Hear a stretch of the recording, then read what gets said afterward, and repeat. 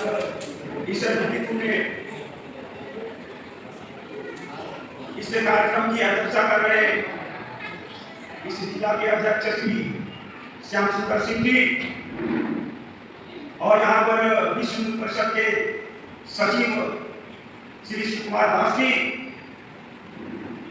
और भाजपा के वरिष्ठ कार्यकर्ता यहाँ पर उपस्थित श्री नरेश यादव जी, यहाँ पर अपने संघ विचार करवा के अपने मातृ शक्ति विभिन्न दायित्वों संघ विचार के भी अपने देवी और सचिवों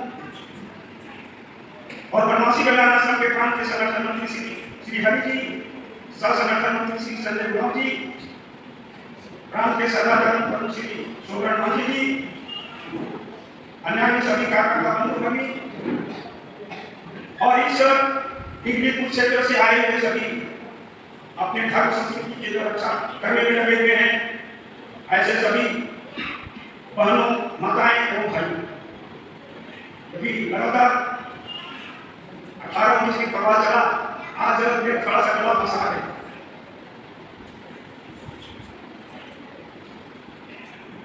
हम उस देश के वासी हैं जहां पर अपनी ऋषि परंपरा, संत परंपरा, वीर वीरांगनाएं आए हैं, ऐसे कि ये पुण्य भूमि है, कर्म भूमि है, पवित्र भूमि है, उस देश के हम वासी। और यहाँ की संस्कृति अरण्य संस्कृति है, यही संस्कृति जनजाति संस्कृति भी है, हिंदू संस्कृति है, भारतीय संस्कृति। संस्कृति का उदय जंगलों से, पहाड़ों से, नदियों से निकली हुई क्रमशः विकसित हुई है संस्कृति है। संस्कृति का प्रभाव क्रमशः बढ़ता जाता है। संप्रदाय हो सकते हैं, अपनी अपनी पूजा पद्धति हो सकती है, लेकिन ये जो भारतीय संस्कृति है ये सनातन संस्कृति है, उसके अनुसार बाहर और बनवासी कल्याण आश्रम जिस क्षेत्र में कार्य कर रही है वह जनजाति क्षेत्र है। हम सब जानते हैं कि जिस समय राजा विक्रमादित्य का राज्य यहाँ पर बैरनाथ था, उस कालखंड में यह देश की चिड़िया कहलाती थी, दूध घी की नदियां बहती थी, लोग सुख और चैन की जीवन व्यतीत करते थे। उस कालखंड में इस देश में 7,50,000 से कम थे, उसमें से 7,32,000 ऐसे छोटे बड़े स्कूल थे, उसी में 7 बड़े बड़े विश्वविद्यालय थे। यहाँ की शासन व्यवस्था, यहाँ की शिक्षा व्यवस्था, यहाँ की सामाजिक व्यवस्था बहुत ही सुदृढ़ थी। लेकिन काल के चक्र में यहाँ इस देश का परिदृश्य बदल गया। ईसा मसीह के 300 साल पहले और इसके बाद भी ऐसे हजार वर्षों तक इस देश में यहाँ की धन संपत्ति वैभव लूटने के लिए यूनान, सर्प, ऊन, कुषाण ऐसे लोगों का आक्रमण हुआ। बाद इस देश में मुगल, पठान, तुर्क, पुर्तगाली, फ्रेंच, डच लोग 1000 वर्षों तक यहाँ पर राज किए। फिर लगभग 200 वर्षों तक इस देश में अंग्रेजों का शासन था। ऐसे कुल मिलाकर के आप देखेंगे तो लगभग 2200 वर्षों तक इस देश को लोग लूटते रहा, शासन करते रहे। उसके कारण यहाँ पर विभिन्न प्रकार की बीमारियां पैदा हुई, छुआछूत बढ़ा, पर्दा प्रथा बढ़ा, क्षेत्रवाद बढ़ा, भाषावाद बढ़ा, ऐसे अनेकों वाद उत्पन्न हुए। उसके कारण हमारा देश का समाज हुआ। हम सब जानते हैं इतना होने के बाद भी 1947 में हमारा देश आजाद हुआ और ये जो कल्याण आश्रम जनजाति क्षेत्र में काम कर रही है उसका अपना एक वैभवशाली इतिहास है। हम धार्मिक दृष्टि से देखेंगे तो जनजाति समाज की जो धार्मिक परंपरा है वह बहुत ही महान है। जनजाति समाज के लोग पंचभूतों की पूजा आज भी गांव में करते आ रहे हैं। अपना हिंदू संस्कृति का वेद बहुत पुराना ग्रंथ है। जब वेद की रचना हो रही थी तो उससे बनवासी समाज का भरपूर योगदान रहा और उसमें जो पंचभूतों की पूजा है, आकाश है, वायु है, जल है, अग्नि है, ये धरती माता है। इसकी पूजा निरंतर एक पिंड के रूप में वो चलता आ रहा है। मंदिर नहीं होगा गांव में, लेकिन पिंड के रूप में आज भी पूजा होती है। यह सनातन संस्कृति की सामाजिक दृष्टि से हम देखते हैं तो गांव में सामाजिक व्यवस्था सहजता और सहयोग के रूप में विकसित हुई है। गांव की जो भी पंचायत तो गांव में पंचायत में बैठ करके उसका निर्धारण किया करते हैं। और इस देश में जब भी विपत्तियां आई है तो जनजाति समाज बढ़ चढ़ करके भाग लिया। ये जो रामायण की कथा, रामायण जो ग्रंथ है, रामायण कथा तो जनजाति समाज के पराक्रम और स्वाभिमान की कथा। राम के नेतृत्व में जनजाति समाज के लोगों ने उस पूंजीवाद, आतंकवाद, साम्राज्यवादी, ऐसे महाभारत काल में भी जब कौरव और पांडव का युद्ध हो रहा था, उस युद्ध में घटोत्कच का प्रवेश होता है।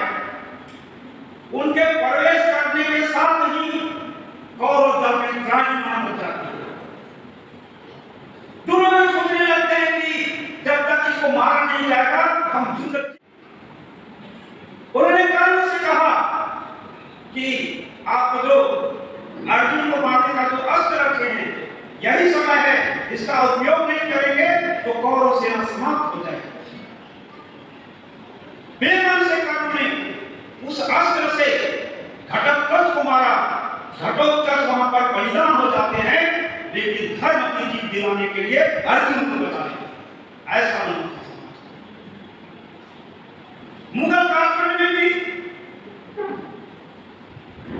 जब मुगलों का आक्रमण हुआ तो भारत के जो वीरांगनाएं महिलाएं हैं वो पीछे नहीं।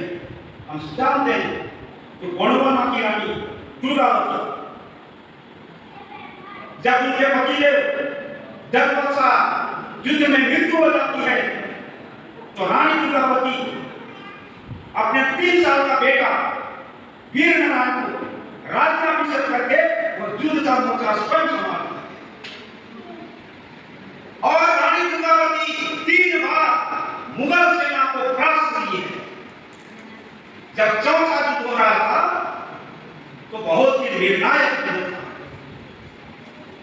और उस युद्ध में रानी दुर्गावती को कंधे में, बाहों में, चारों तरफ तीर की लगता है, वर्षा होती है उसके शरीर में, वो अकेले जैसा होने लगती है। तो हिम्मत के साथ अपना जो विश्वासी सेनापति था अधार सिंह, मुझे मारो। लेकिन मारने की हिम्मत कैसे होगी? वो कहते हैं कि हम जिंदा रहते हुए मुसलमान हमारे शरीर को छू नहीं सकते।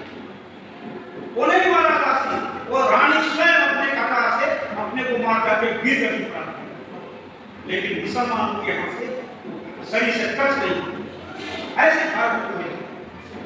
उसी प्रकार से और रानी गौड़ रानी कमलापति, जब उनके पति भी युद्ध में मारे गए, उनका बेटा नवल साहब भी युद्ध में मारा गया, तो ये लड़ने के लिए आगे बढ़ी और लड़ते लड़ते वह भी उनके साथ काफी युद्ध की। लेकिन मुसलमान लोग उनकी सुंदरता को देखकर कहा कि इसको अपनी रानी बनाएंगे, बीवी बनाएंगे। ऐसा करके चाल चलने लगा। रानी जन समाधि ली, लेकिन मुसलमानों के हाथ नहीं। ऐसे भारत में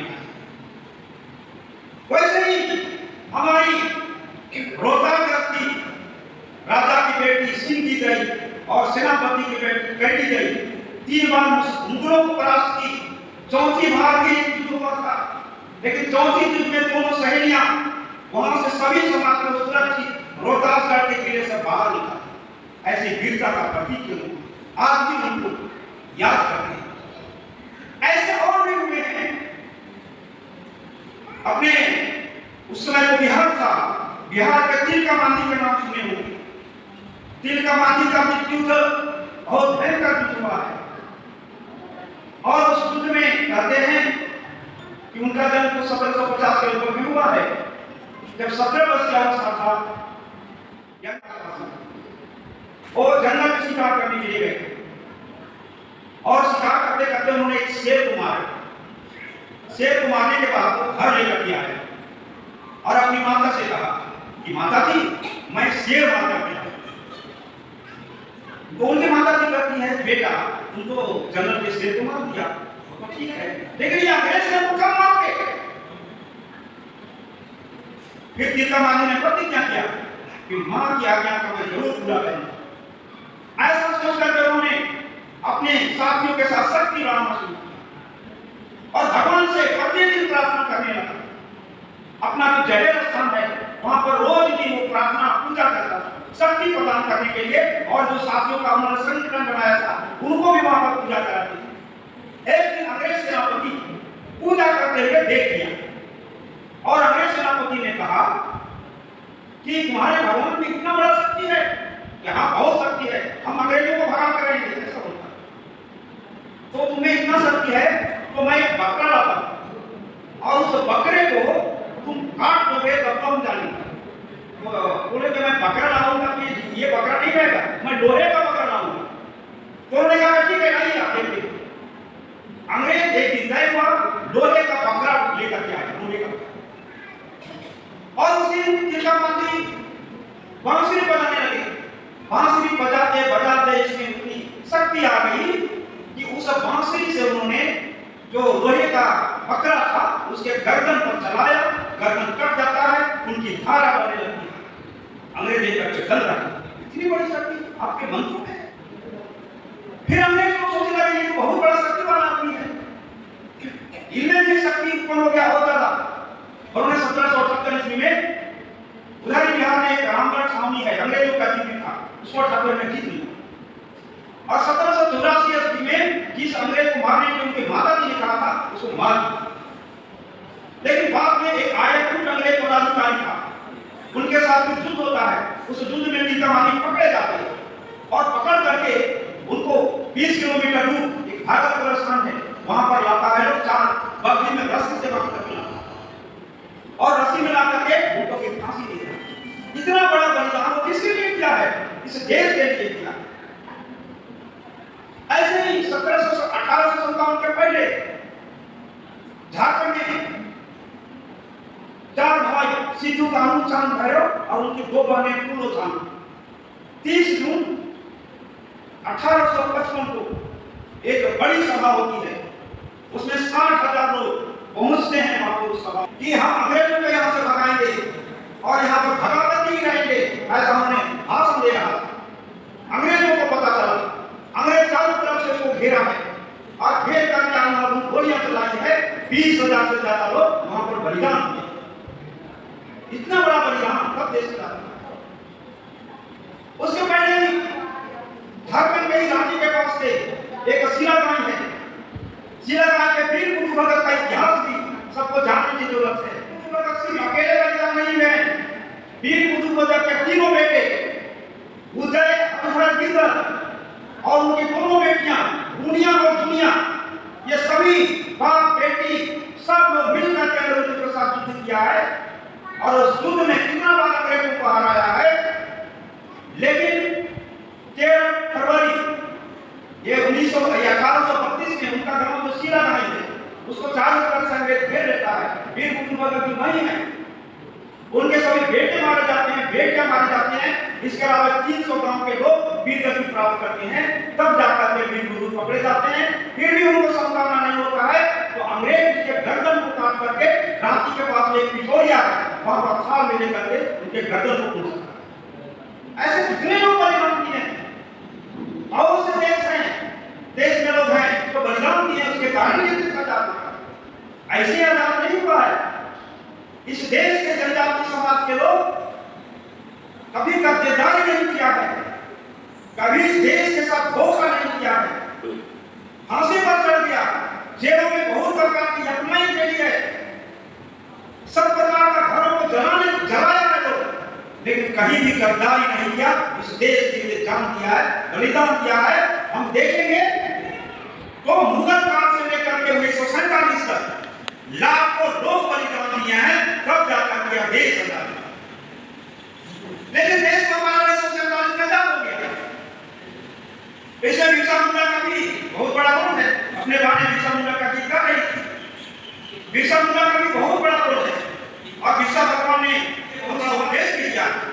उनका उद्देश्य है कि नशा मत करो, अशुद्ध भोजन मत खाओ, घर को सदैव साफ सुथरा रखो और आंगन में तुलसी का पौधा लगाओ। गाय हमारी माता है, गाय की सेवा करो और समस्त प्राणियों के प्रति दया करो। अपने धर्म के प्रति अटूट विश्वास रखो। अपने संस्कृति, अपने परंपरा, अपने रीति रिवाज को मत भूलो, वह हमारी पसंद है। और सप्ताह में एक दिन बृहस्पतिवार के दिन अपने इष्ट देवता शिव को की पूजा करो, फल मत चलाओ और ईसाइयों के बोझ डालते हो, ऐसा भगवान के सामने करते हैं। ऐसे झगड़ा करना होगा, ऐसे और भी लोग भी हैं पूरे देश में, आप देखेंगे बहुत लोग हैं। उसी कारण के देश आजाद हो गया 47 में। लेकिन 47 में आजाद होने के बाद महात्मा गांधी, पंडित जवाहरलाल नेहरू, सरदार वल्लभ भाई पटेल, ऐसे लोगों ने सभी राज्यों के मुख्यमंत्री के चयन की अभिव्यक्ति की और सब जगह मुख्यमंत्री का स्वागत हो रहा था। एक तरफ मुख्यमंत्री का स्वागत हो रहा था और दूसरी तरफ पाकिस्तान बंटवारा हुआ था। उधर से हिंदुओं के लाश आ रही थी। क्या विचित्र स्थिति उस समय था। उसी कालखंड में मध्य प्रदेश के जो मुख्यमंत्री थे पंडित रविशंकर शुक्ल, उनका जगह जगह स्वागत हो रहा था। उसी क्रम में छत्तीसगढ़ में जसपुर एक जिला है।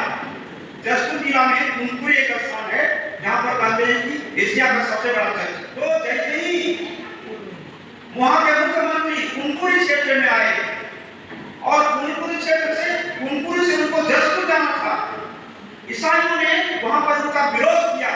पंडित रवि शुक्ला वापस जाओ, ईसा मसीह की जय, ऐसा उनका स्वागत किया, यानी विरोध करके स्वागत किया। और कुनकुरी से लेकर के जसपुर के पास में लोरो घाट है। लोरो घाट लगभग 30 किलोमीटर की दूरी है। उसके दोनों तरफ ईसाई समुदाय के लोग उसका विरोध करने के लिए बाद में काला पाटा बांध करके लोग खड़ा थे। अब इनका विरोध हो गया तो लौट गए, लौट करके दिल्ली गए, पंडित नेहरू से मिले, महात्मा गांधी से मिले और उन्हें पूरा हाल बताया। और बताने के बाद बोला ये तो बड़ा अच्छी स्थिति नहीं है। वो उन्हें पंडित शुक्ला ने कहा कि उस क्षेत्र में ईसाइयों का बड़े बड़े स्कूल कॉलेज हैं, अस्पताल है, पूरा भरा हुआ है, उसके कारण उसको लगता ही नहीं है कि देश आजाद हो गया। तो महात्मा गांधी के एक सहयोगी थे ठक्कर बाबा। ठक्कर बाबा ने कहा कि उस क्षेत्र में हमको कुछ विद्यालय अस्पताल कराना पड़ेगा। इसलिए उन्होंने बैकवर्ड डेवलपमेंट स्कीम ऐसा सरकार ने बनाया भारत सरकार और बना करके सोचा इस क्षेत्र में स्कूल हॉस्पिटल करना चाहिए। लेकिन स्कूल हॉस्पिटल चलाने के लिए कौन जाएगा? जब मुख्यमंत्री का विरोध कर सकता है तो बाकी लोगों को क्या है उसमें बोल जाएगा हिम्मत वाला आदमी चाहिए। तो अपने पंडित रविशंकर शुक्ला ने कहा, पापा ने कहा एक व्यक्ति है, वह व्यक्ति है बाला साहब देशपांडे। 1942 के भारत छोड़ो आंदोलन में उनको जब जेल हुआ था तो उनको फांसी की सजा हुई थी और फांसी से बच गए और उन्होंने संकल्प किया कि अब मेरा दोबारा जन्म है इस देश के लिए समझ। और वो कभी वकालत करता है ना कोई काम कर सकता। तो एक डॉक्टर वनीकर करके उनके पास गए और उनसे कहा कि अपने पंडित नेहरू ने, महात्मा गांधी ने कहा कि आप कुछ काम करें। वो तैयार हो गए और तैयार होकर के जब क्षेत्र में आए, ठक्कर बाबा ने कहा कि तुम 10 विद्यालय प्रारंभ करो। तो बाला साहब देशपांडे कहते हैं कि ये 10 विद्यालय में क्या होने वाला है, ये टूट टूट के जीरा जैसा है, तो तुमको जो इच्छा हो उतना चला, सरकार पूरा मदद करेगा। तो बाला साहब देशपांडे ने 108 प्राथमिक विद्यालय और 15 उच्च विद्यालय उन्होंने प्रारंभ किया। जैसे बाला साहब देशपांडे हिम्मत वाला आदमी थे, वैसे मास्टर भी पढ़ाने वाला हिम्मत वाला चाहिए, नहीं तो पादरी उसका डरा देगा तो डर तुम्हारे भाग जाएगा, क्या पढ़ेगा।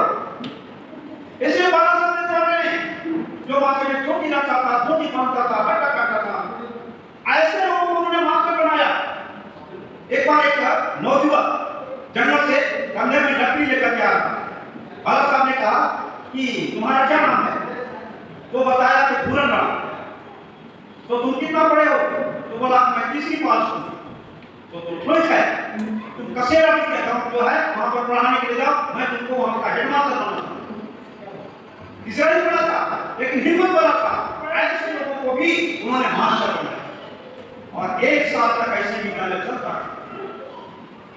एक जगह 15 अगस्त के दिन जो चर्च है उसके रास्ते से बच्चे पढ़ने के लिए जा रहे थे 15 बच्चे। पादरी ने उन बच्चों को पिटाई कर दी।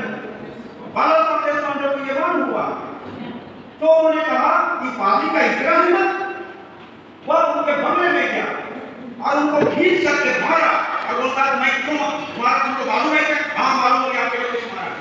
यानी आज से गलती नहीं करोगे, नहीं करेंगे। यानी उसका जो एक दबदबा दबदबा उसको ऐसा उन्होंने धीरे धीरे कम करना था। बाला साहब देशपांडे हर समय 10-12 नौजुवक रखते थे, नौजुवक लाठी लेकर रखते थे। एक साल के बाद पूरा वो क्षेत्र की दृश्य बदल गया। ठक्कर बाबा आए देखने के लिए, बाला साहब देशपांडे के काम आए। वो जैसे ही आए भारत माता की जय के साथ उनका स्वागत किया गया। कहाँ ईसा मसीह की जय, पंडित शुक्ला बाबा जाओ एक साल में कितना बड़ी बना।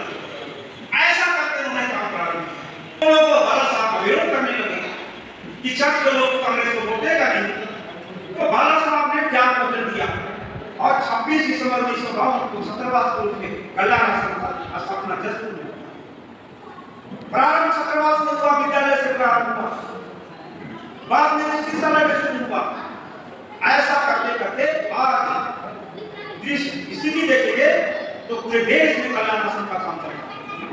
जहां जहां भी जनजाति समाज है वहां वहां कल्याण आश्रम का काम चल रहा है।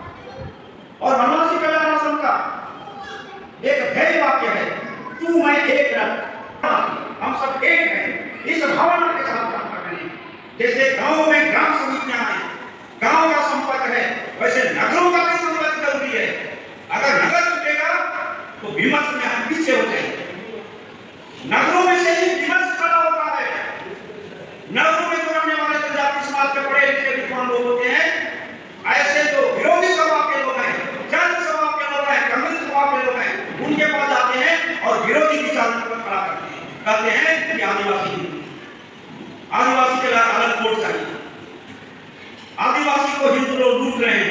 ऐसा नहीं, तो विमर्श खड़ा करता है। इसलिए नगरों में भी संपर्क जरूरी है। नगर में रहने वाले सब प्रकार के लोग के साथ हम संपर्क करेंगे। तो विरोधी उनको भरमाने का प्रयास करता है, हम बात करते करते धीरे धीरे सही स्थिति में ला सकते हैं। यानी नगर में रहने वालों को देश को समझाने की जरूरत है। इस राज्य को, इस देश को तोड़ने वाला कौन को शक्तियां हैं, उनको बताने की जरूरत है। और वही लोग के माध्यम से गांव गांव में लोग अपने जाति की राजनीति को बताना चाहिए। इसलिए नगर का सम्मान करें।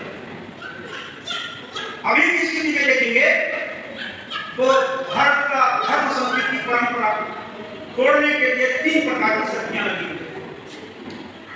इन 3 प्रकार की शक्तियों को हमको समझने की जरूरत है। और हिंदू संस्कृति ही सबको रास्ता दिखाएगा। ये भी होने वाला है। तीनों शक्ति क्या है? एक तो चर्च की शक्ति है। चर्च का उदय कौन सा हो रहा है? मात्र 2022 को ही रहा,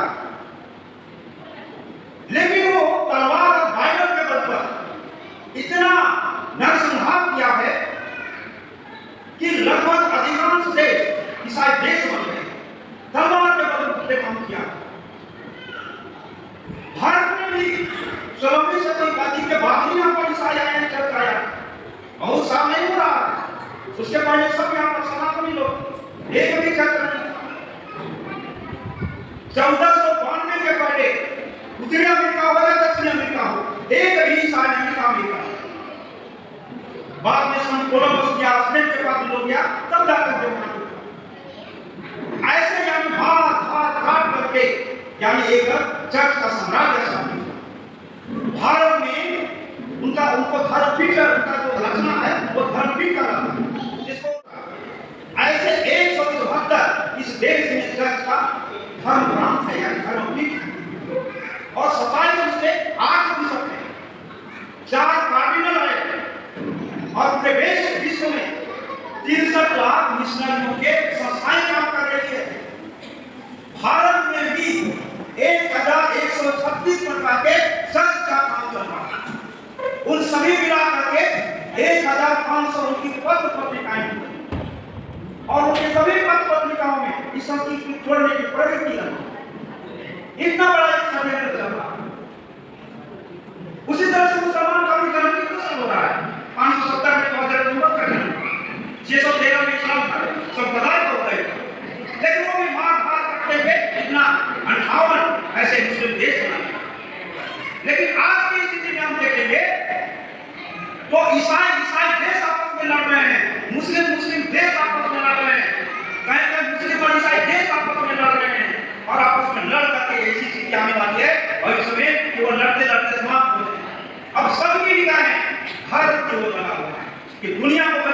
तो भारत का।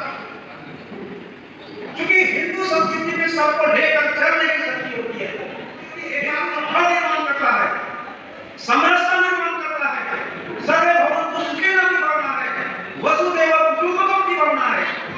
पूरी पृथ्वी हमारी है, सब यहाँ पर रहने वाले सब हम अपने ही हैं, ये भावना हिंदू संस्कृति से पूरा दुनिया चल सकती है। इस्लाम और चर्च की संस्कृति से दुनिया नहीं चल सकती है, क्योंकि इस्लाम और चर्च में कट्टरता है। कट्टरता यानी क्या है कि जो ईसा मसीह को मानेगा, बाइबल को मानेगा, उसी को स्वर्ग मिलेगा।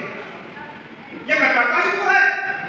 उसी तरह से मुसलमान करते हैं कि पैगंबर को मानेंगे, कुरान को मानेंगे, तभी आपको स्वर्ग मिलेगा। यही तो कट्टरता है, और इसी कट्टरता के कारण आपस में लड़ रहे हैं। लेकिन कट्टरता का भी एक निश्चित सीमा होती है, और जब इस धरती पर जो भी जन्म लेता है उसका पतन निश्चित होना है। और ये स्थिति दिखाई दे रहा है, जो कट्टरता है उसकी सत्यानाश होना है। एक प्रसंग बता करके मैं अपनी बात को समाप्त करूंगा। महाभारत युद्ध होने के बाद माता रूपिणी भगवान कृष्ण से प्रश्न करते हैं कि भगवान, द्रोणाचार्य भीष्म पितामह वो अच्छे धार्मिक व्यक्ति थे, उन्होंने अच्छा काम किया है, लेकिन उनको भी आपने मरवा दिया। तो कहते हैं कि द्रोणाचार्य भीष्म को जीवन में बहुत अच्छा था, लेकिन जब द्रौपदी का चीरहरण हो रहा था तो वो दोनों बोल सकते थे, लेकिन वही पर पाप कर, इसी कारण उसकी मृत्यु। फिर दूसरा उन्होंने प्रश्न किया कि कर्ण को बहुत बड़ा था,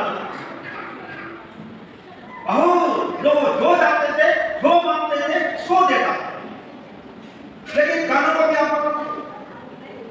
भगवान कृष्ण कहते हैं कि मैं भी मानता हूं कर्ण बहुत बड़ा दानी था, दानी में प्रसिद्ध है, लेकिन जब अभिमन्यु को साथ महाराज को मार रहे थे, लड़ते लड़ते वो घायल हो गया।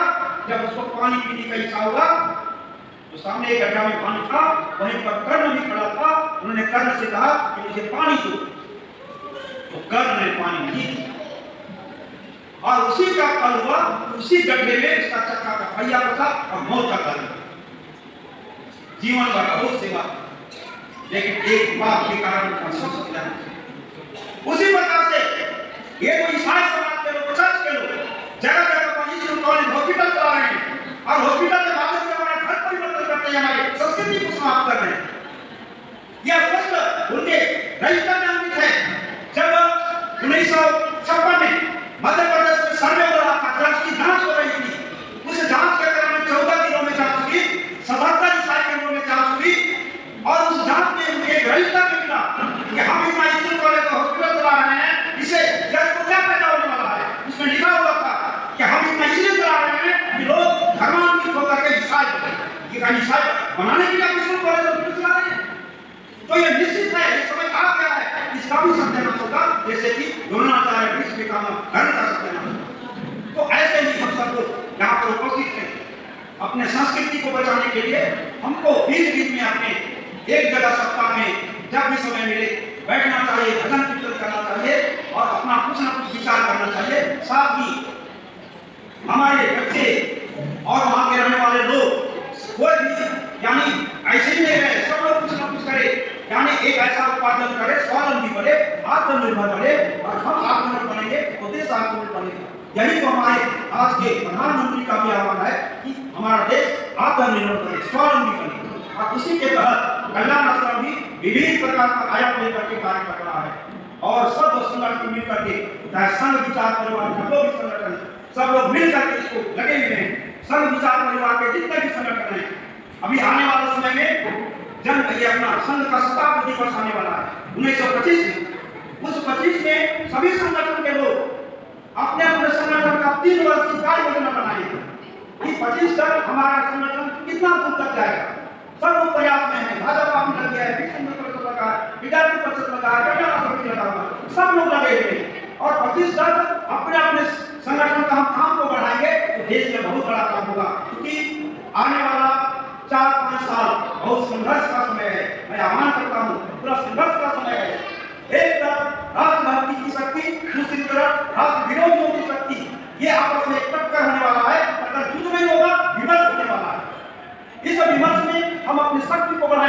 अधिक से अधिक लोगों को राजभक्ति की भावना जगाएंगे तो हम विमर्श में आगे निकल सकते हैं। और ऐसा ही दिखाई दे रहा है तो सभी संगठन अपने अपने काम को आगे बढ़ाएंगे तो निश्चित सफलता मिलेगी। धन्यवाद। भारत माता की, भारत माता की, भारत माता की।